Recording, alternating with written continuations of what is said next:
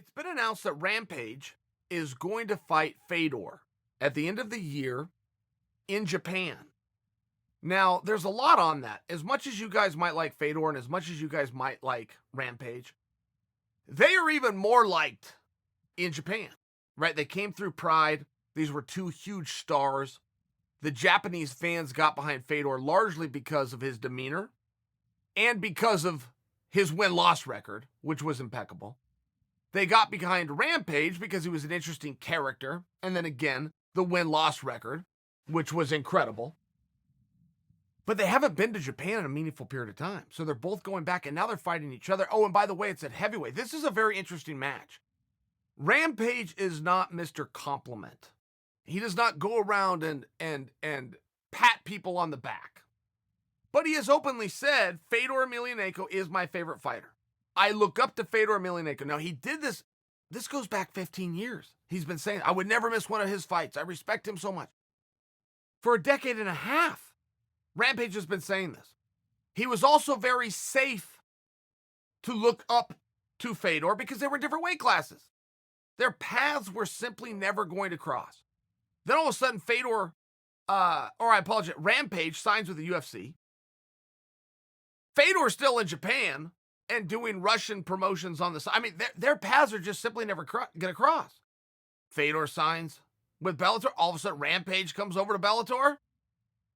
All of a sudden, Rampage moves to heavyweight. Right? I mean, this was not supposed to happen.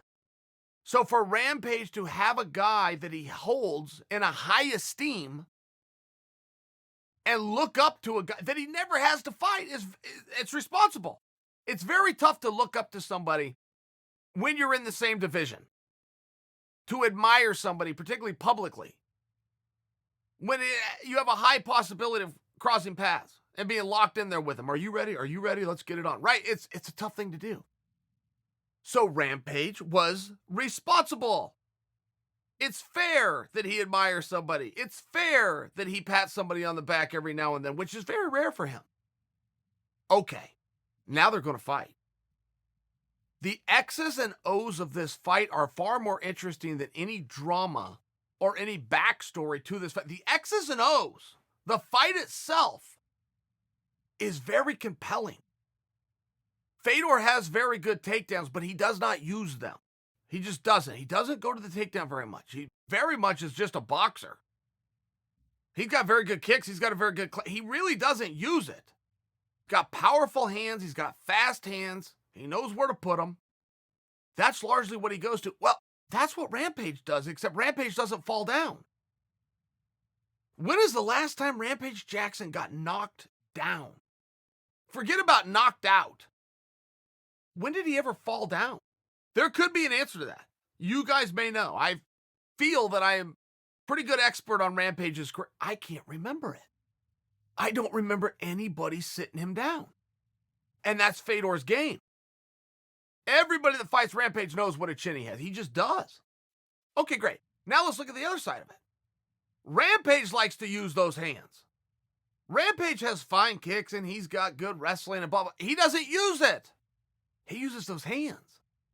So you've essentially got an MMA fight that's going to turn into a boxing match.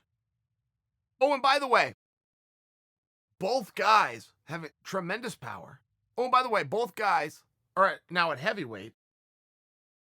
Both guys have a lot of KOs on their record. You've got Rampage with the incredible chin. You got Fedor with a chin who many people are now questioning. But for Rampage to get to that chin that's in question, he's going to have to take some shots. I mean, he's going to have to take some real heat. He is not as fast as Fedor. He's not as fast as many guys. Rampage is much more by the book, dip this way, boom. You hit me twice so I can try to hit you once. He's much more that guy. He's a tough guy. The fight is very, very compelling. I don't think you've got a long fight there. I don't think you got this 3-round war. I think it is interesting. Rampage has to overcome a couple of things, such as in their fighting with the one and only guy I've ever seen him publicly say, I look up to this guy. I've never heard Rampage. He's got to overcome that. Fedor's got to overcome the fact that he's looking to go and punch a guy that doesn't mind being punched. It's an interesting match. Will they double cross us? Is my analysis wrong? I think you guys share my opinion, but are we wrong? Will they double cross us? How many times have we seen two good strikers go in there and they either stay away from one another or they clinch the whole time? It's just this sloppy wrestling match. We've seen that a number of times. Houston Alexander versus Kimbo Slice comes to mind. You guys remember that? The exact opposite of what we thought we signed up for. But that's happened many other times, just with not as big a name guys. Something tells me neither one of these guys is going to circle and neither one of these guys is going to clinch and neither one of these guys is going to double cross. Something tells me these guys both accept the fate that I just laid out for you, which is one of us is going down. Let's go figure out which one it is.